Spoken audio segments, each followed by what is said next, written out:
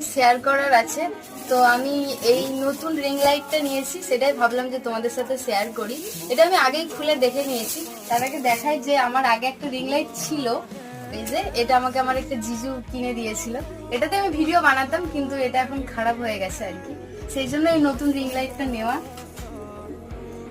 তো খুলে দেখাই যে কেমন এসেছে বা কিছু। আর এটা আমি অনলাইনে নিইনি, অফলাইনেই নিয়েছি, মানে আমাদেরই এখানে একটা দোকান থেকে আমি নিয়েছি।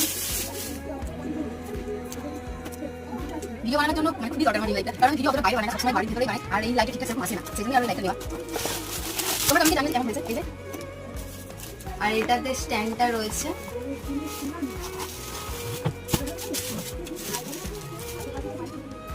আর এখানে করতে পারবে, এই যে লাগিয়ে দেখাই তোমাদেরকে।